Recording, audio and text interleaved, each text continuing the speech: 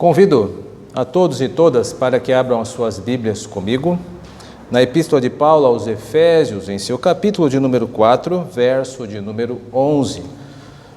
Nós estamos pregando a carta de Paulo à igreja de Éfeso. Estamos na altura do capítulo 4, verso 11.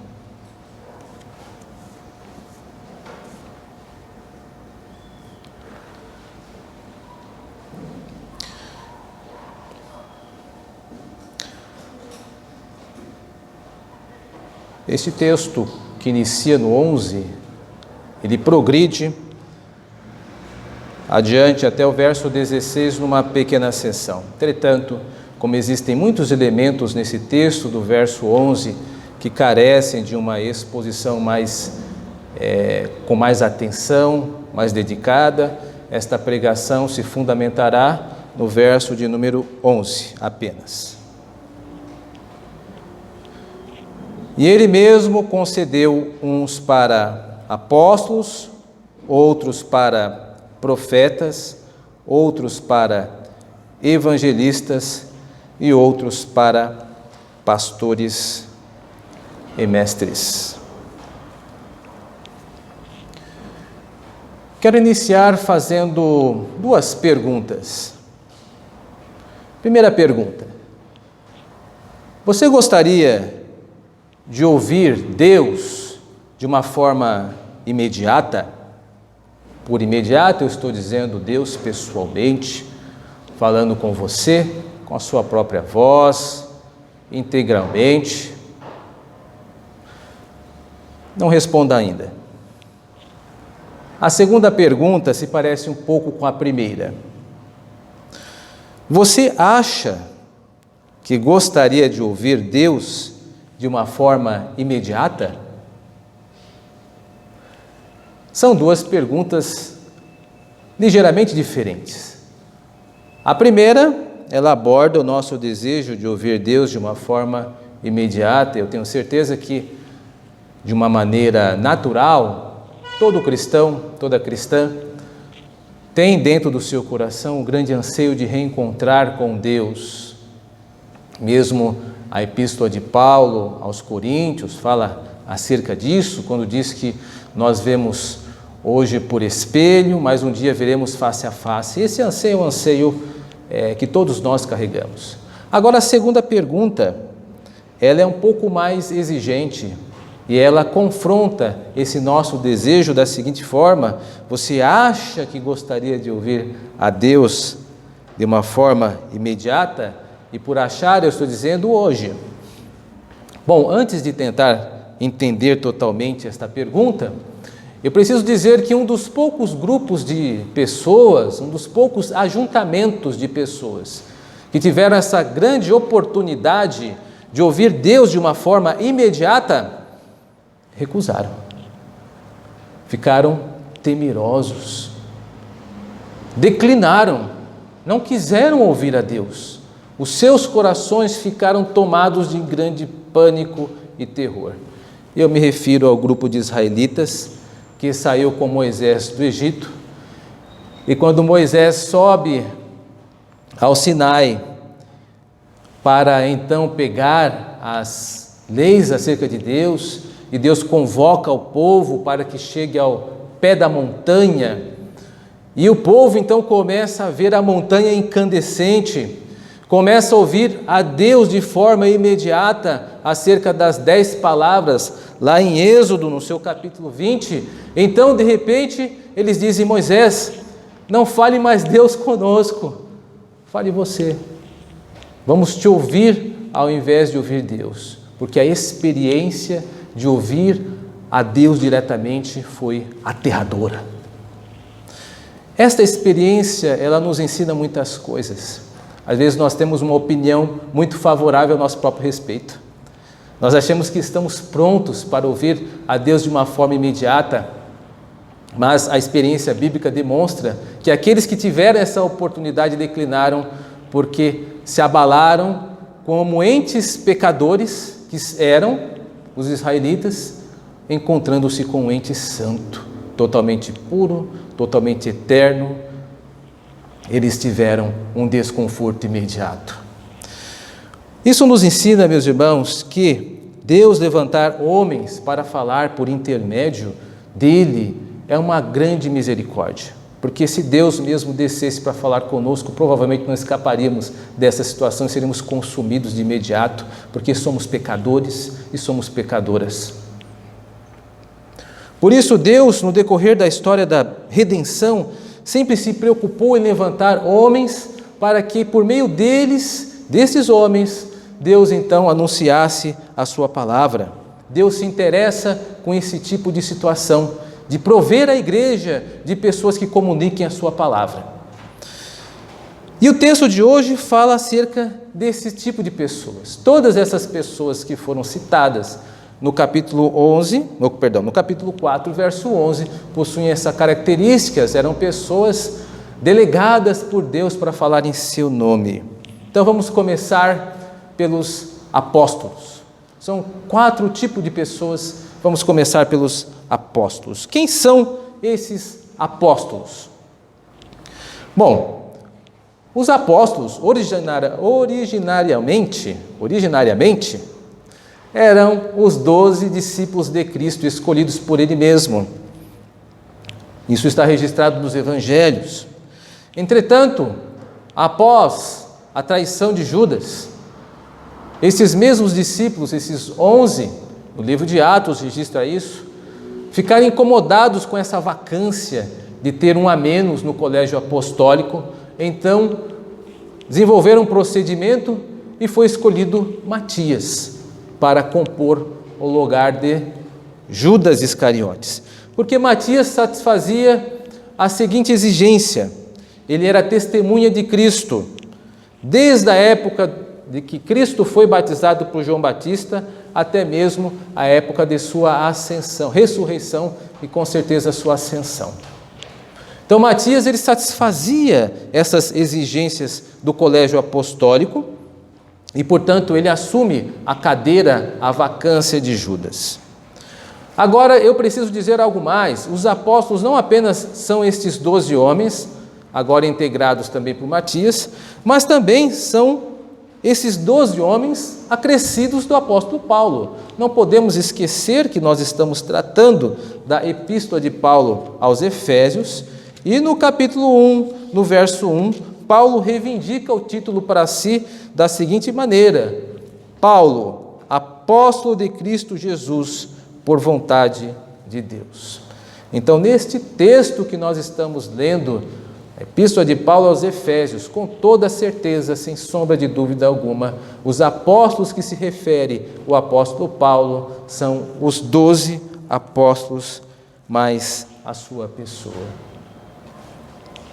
E qual era a principal função dos apóstolos? A epístola de Paulo aos Efésios também se presta a responder isso, e eu agora cito no capítulo 2, verso 20, a função dos apóstolos. Diz assim: edificados sobre o fundamento dos apóstolos e profetas, sendo ele mesmo Cristo Jesus a pedra angular.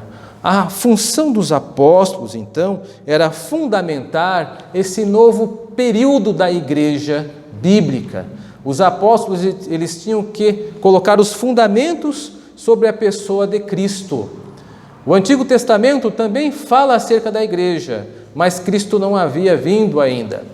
Com a vinda de Cristo, era necessário um fundamento deste novo período que a igreja inaugura após a ressurreição de Cristo. Muitas promessas estavam sendo cumpridas e os apóstolos precisavam informar a igreja acerca disso. Portanto, a principal função dos apóstolos, a essencial, era fornecer esse fundamento para a igreja nessa nova etapa. E por que eu me detive nesses dois assuntos? Porque talvez alguém pergunte, mas existem apóstolos hoje? Se você é alguém um pouco antenado, talvez nem tanto antenado assim, não tão conhecedor dos nossos tempos, você encontrará, via de regra, algumas pessoas reivindicando o título para si. Então alguns se anunciam, eu sou o apóstolo XYZ, o outro eu sou o apóstolo ABC, eu sou o apóstolo alfa, gama e delta. A questão é que, biblicamente, essas reivindicações não fazem sentido, porque esses homens não satisfazem a exigência do colégio apostólico, eles não têm como serem testemunhas do batismo de Cristo até a sua ressurreição. Historicamente isso é impossível, até o momento não se chegou nenhuma máquina do tempo que eu tenha conhecimento, a tecnologia não nos forneceu isso ainda, e também eles não foram comissionados especificamente na época de Paulo, como Paulo também o fora. Por isso, hoje não existem mais apóstolos com esses contornos bíblicos. Outro argumento que fundamenta isso é que não existe nenhum texto bíblico no Novo Testamento que trate sobre sucessão apostólica. Nós temos os ofícios tratados, como nós temos dos pastores e mestres nesse texto, nós temos dos presbíteros, nós temos os diáconos, mas há um silêncio sobre essa questão apostólica. Não temos. Portanto, não há argumento bíblico razoável que fundamente a reivindicação destas pessoas que estão expostas na mídia de que eles são apóstolos de fato com esses contornos bíblicos. Eles usarão qualquer outro tipo de argumentação. E aí, aqueles que os acompanham que devem fazer então o seu exame. Mas nós que, presbiterianos, nos ocupamos com a interpretação bíblica, uma hermenêutica, uma exegese condizentes com o texto, nós não podemos consentir com esse tipo de apropriação, ao nosso ver, não exatamente bíblica. Então, se alguém perguntar para você, por força de interpretação bíblica, você vai dizer, não, infelizmente, estas pessoas estão equivocadas, esse título não pode ser reivindicado com os contornos bíblicos, por exemplo, do Novo Testamento. Não existem apóstolos hoje, conforme era no tempo bíblico. O fundamento já foi posto. Nós somos uma igreja apostólica. Por que nós somos uma igreja apostólica? Porque a nossa igreja, a nossa doutrina está fundamentada nos ensinos dos apóstolos presentes nos 27 livros do Novo Testamento. Então os apóstolos fizeram um bom trabalho e fundaram essa nova etapa da igreja. O trabalho foi feito, o fundamento foi posto. Não se fundamenta duas vezes o mesmo edifício, apenas um fundamento, ele foi bem posto. Tratemos do segundo ofício colocado aí, que são os profetas. Quem são os profetas nesse texto? De certa forma eu já respondi essa pergunta, porque eles são colocados, ladeados nos apóstolos, lá no 2:20, a qual eu já fiz menção, mas faço novamente, diz assim, edificados sobre os fundamentos dos apóstolos e profetas. Ou seja, os profetas também tinham o papel de fundamentar a igreja nessa nova etapa.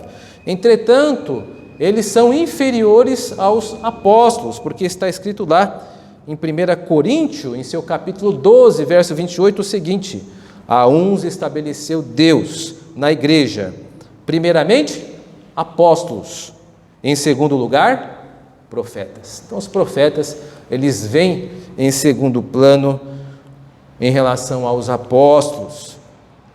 Alguém pode perguntar, com justiça até, por causa do título, esses profetas, eles são os mesmos ou de igual atuação como os profetas do Antigo Testamento? Não, não são. E por quê? Porque o nosso Senhor Jesus Cristo diz que não são. Lá no livro de Mateus, em seu capítulo 11, verso 13, Jesus diz assim acerca dos profetas e da lei: porque todos os profetas e a lei profetizaram até João. Ou seja, os profetas do Antigo Testamento, homens do calibre de Isaías, Jeremias, Ezequiel, Daniel, estes homens que foram responsáveis pelo cânon do Antigo Testamento, pelos livros do Antigo Testamento, que Deus ordenou que registrassem Esse tipo de ofício profético, ele não está em exercício no Novo Testamento, porque Cristo disse que este expediente durou até a vinda de João Batista. João Batista foi o último profeta dos contornos do Antigo Testamento. A partir de então, nós temos profetas, mas de uma manifestação diferente. Quem se aproxima nesse texto que pode nos ajudar é Ágabo. Você conhece o personagem Ágabo? Ágabo foi um profeta do Novo Testamento. E em duas situações ele atua na igreja do Novo Testamento. Primeiro, quando ele prevê que viria uma grande fome. Então, por meio do Espírito Santo, ele diz: virá uma grande fome sobre todo o mundo, a qual nós conhecemos. Em outro momento, Ágabo também profetiza a prisão do apóstolo Paulo, lá em Atos, no seu capítulo 21, verso 11, quando pega um cinto, se prende e diz: da mesma maneira que estou sendo preso, prenderão este homem e entregarão aos gentios.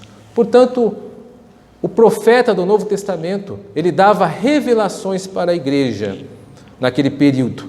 Ele está junto, atrelado, associado aos apóstolos neste momento, onde ainda não existia o cânon, os livros do Novo Testamento. Esses homens tinham uma função muito importante de comunicarem uma revelação imediata de Deus para a igreja.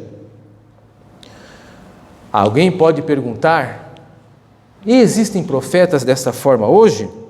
Não, segundo os critérios bíblicos. Por quê? Porque esse ofício cessou com a era apostólica. Veja, o capítulo 2, verso 20, diz que eles eram, juntamente com os apóstolos, responsáveis pelo fundamento da igreja nesse período. E a igreja já foi fundamentada. Portanto, esse tipo de expediente de profecia revelacional não existe, nem tem como existir mais, como era na época do Antigo Testamento e do Novo Testamento. Portanto, esse tipo de manifestação, ela não ocorre mais porque o seu propósito foi atingido. E a mesma régua vale também para a questão do ofício de profeta. No Novo Testamento, não há nenhum tipo de texto tratando de sucessão profética. Nós não vemos esse tipo de atendimento. Você vê, mais uma vez eu repito, acerca dos pastores, presbíteros, diáconos, mas você não vê provimento textual, textos bíblicos que falem: olha, quando vocês levantarem um profeta ou terem profetas na igreja, façam assim, assim, assado. Não há nenhum tipo de menção acerca disso. Portanto, o ofício, ele não tem nenhum tipo de traço de sucessão. Não existem profetas hoje. Não conforme os contornos de Efésios. Mas alguém pode reivindicar o título para si? Bom, as pessoas podem dizer o que bem entenderem. A questão é se elas podem provar biblicamente. Então, biblicamente falando, nós não podemos consentir com este uso da interpretação bíblica, porque segundo a interpretação bíblica, exigente da exegese, da hermenêutica, isto não procede. O outro ofício, evangelistas. Quem são os evangelistas nesse texto?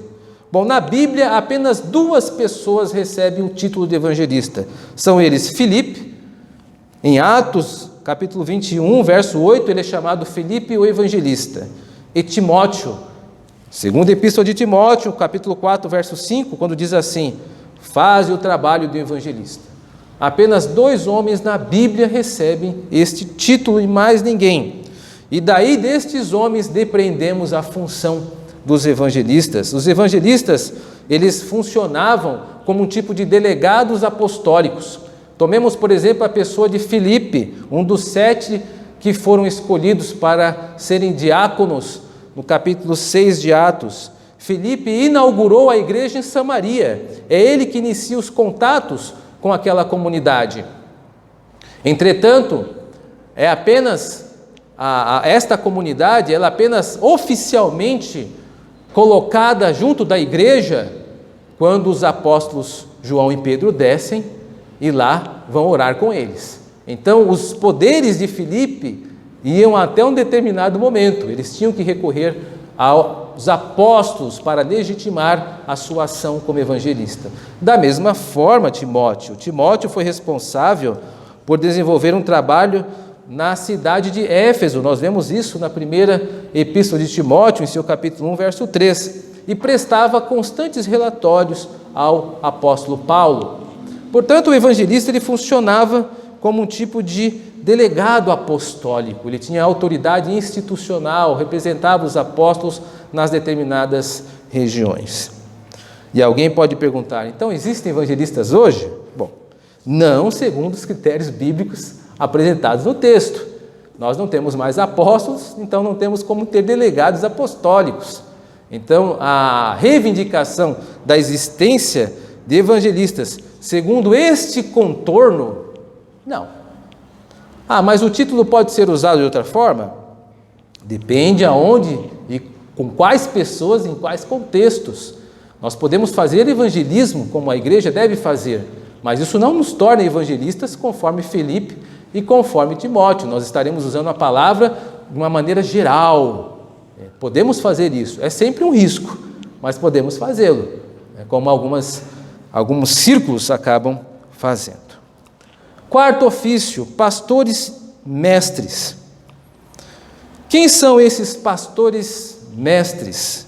Eu estou suprimindo a conjunção e de propósito, porque aqui tudo indica que é um dom duplo, ou seja, eles estão combinados, é uma dupla função.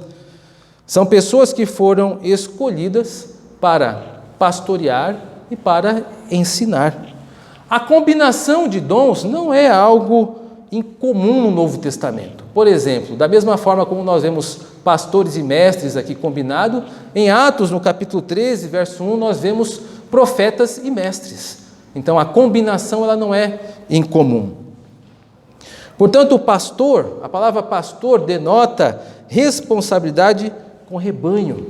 Ele precisa cuidar do rebanho. E aqui, claro que nós estamos diante de uma metáfora, porque a igreja é tida como ovelhas, é tido como um rebanho de ovelhas, e o pastor é um título metafórico, uma metáfora, porque nós não trabalhamos literalmente com ovelha, nós estamos chamando um grupo de pessoas, usando um título bíblico, rebanho, e ao mesmo tempo estamos metaforizando, estamos usando uma metáfora, uma comparação com o título.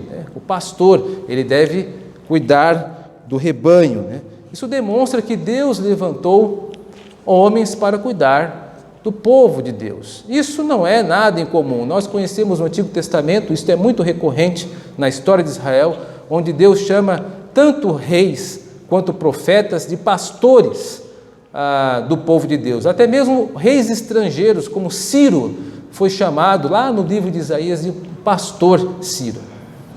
Os líderes do povo geralmente eram chamados assim. Portanto, Deus escolheu uma pessoa para pastorear a igreja. Agora a pergunta é, como se deve pastorear? Qual o método? O próprio nome já ajuda, e daí a combinação, através do ensino. O pastor, ele pastoreia com ensino bíblico. Isso está totalmente de acordo com o seu título. Mestre aí no texto, vem de didásculo, que vem da palavra didática, que vem de ensino. O pastor, ele precisa ensinar. Deus deseja que os pastores ensinem o seu povo. Isso é algo pacífico. Em Jeremias, no capítulo 3, verso 15, Deus demonstra o seu desejo da seguinte forma: dar-vos-ei pastores segundo o meu coração, que vos apacentem com conhecimento e com inteligência. Esses são o cajado e o bordão do pastor. Ele precisa ensinar a igreja. Ele precisa oferecer conhecimento bíblico para a igreja. Ele precisa pastorear através do bom serviço, da exposição de todo o conselho de Deus. Esta é a maneira como o pastor mestre deve agir. E existem pastores mestres hoje? Sim, este é o único dom que persiste na igreja. E as igrejas reformadas sempre entenderam que o pastor ele deve ser um mestre. Por isso que foi muito comum no começo da Reforma Protestante, que grandes reformadores fossem também responsáveis por universidades, como Calvino, Martin Bucer e também tantos outros. A docência sempre esteve ligada ao pastoreamento. A Igreja Presbiteriana também entende assim, porque informa que o ensino, a docência é prerrogativa privativa do ministro. Ele que precisa ensinar a igreja. Tanto é que um dos seus muitos títulos é presbítero docente. A ele cabe a responsabilidade de ensinar a igreja. É por isso que a Igreja Presbiteriana do Brasil exige daquele que ocupa o púlpito teologia. Todo ministro presbiteriano precisa de formação teológica, precisa conhecer as Escrituras no original, precisa ter métodos de ensino de aprendizagem. Tudo isso ele aprende no seminário da igreja e depois vai para o presbitério ser então avaliado. A Igreja Presbiteriana, como filha da Reforma Protestante, ela valoriza o ensino e delega ao ministro para que ele seja o docente responsável pelo ensino da igreja. Portanto, meus irmãos e irmãs, nós devemos tomar cuidado. Não são poucos aqueles que reivindicam para si os títulos. Alguns vão se chamar de apóstolos, outros vão se chamar de pastores, outros vão se chamar de evangelistas, e a lista ela não termina por esses títulos aqui. Muito cuidado com este não lugar que é a internet. Por que um não lugar? Porque é algo virtual, onde nós transitamos. Não são poucos aqueles que, como falsos mestres, apegam-se ao consumismo e fazem daqueles que ouvem o seu auditório não crentes, mas clientes. Cresce cada vez mais uma cultura evangélica pensando no consumismo, em vir à igreja para ser bem atendido e não para servir a Deus. Vem para a igreja para ser satisfeito e não para satisfazer ao seu Senhor. Querem a bênção de Deus, mas não o Deus da bênção. Não estão postos ao serviço, são consumistas, porque estão enchendo a sua mente e o seu coração desses falsos ensinamentos, de pessoas que enganam, talvez por uma oratória muito mais vibrante que o ministro da igreja local, entretanto forrado de engano para transformar as pessoas não em crentes, mas em clientes. Muito cuidado também com esses falsos mestres que se apegam com o moralismo, dizendo que as pessoas devem agir apenas de uma determinada forma, através das suas ideias. Não! O púlpito não é lugar de moralismo, é lugar da pregação da palavra de Deus. Não são as ideias do ministro que devem prosperar, mas a exposição fiel das Escrituras Sagradas. Muito cuidado de homens que querem arrebanhar para si um povo para dizer que é seu. Nós não somos assim. Nós não somos moralistas. Então fazemos o que queremos? Não. Nosso moralismo está associado às Escrituras Sagradas. Aquilo que Cristo diz que nós devemos fazer, nós faremos. Mas não porque nós elegemos a moral como a nossa Suprema Corte. A palavra de Deus é a nossa Suprema Corte. É através dela que nós julgamos a nossa própria moralidade. Muito cuidado com aqueles que fazem das pessoas adeptas ao imediatismo, querem tudo para aquela hora. Nós vivemos numa sociedade do imediato, onde as coisas acontecem de uma forma rapidamente, de uma forma imediata e compulsória. Nós não somos assim. Esses homens tentam fazer dos seus grupos pessoas impacientes, ao contrário da Bíblia, que nos exige paciência no sofrimento e na dificuldade. Então, cada vez nós convivemos com crentes muito impacientes. Eu estou sofrendo.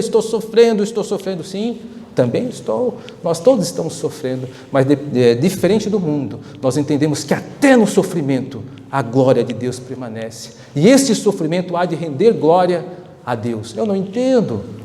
Você não foi posto para entender. Você é servo de Cristo. A fé opera acima do nosso entendimento. Nós confiamos em Deus. Deus há de redimir toda e qualquer situação para a glória do seu nome. Muito cuidado desses falsos mestres que tentam fazer do entretenimento a sua religião, fazendo do púlpito um palco, tentando entreter o seu auditório, esquecendo que a igreja não é plateia, mas são discípulos e discípulas de Cristo, que devem a sua vida ao seu Senhor. Falsos mestres não faltam em nossa época. Tomemos cuidado para que estejamos atentos à pregação da palavra de Deus, como Deus tem servido a sua igreja, e nós, como presbiterianos, aceitamos a providência de Deus e o púlpito a qual Deus delega a sua própria igreja. Quero encerrar fazendo uma última menção a um desastre terrível que aconteceu em Minas Gerais. Eu creio que isso é da memória de todos, que abalou a cidade de Mariana e derrubou a cidade, que foi um grande lamaçal que veio sobre ela. E conta-se, registra-se que uma moça, percebendo isso, pegou a sua motocicleta, correu para a cidade e avisou todos que podia para que saíssem de forma imediata. E esta mulher, ela conseguiu salvar muitos. E devido a essa ação, muitos tiveram a sua vida preservada. Isso chama-nos a atenção. Aquele público de Mariana não precisava ouvir: olha, eu estou aqui, eu quero ouvir um edital da prefeitura para que eu receba essa informação. Não.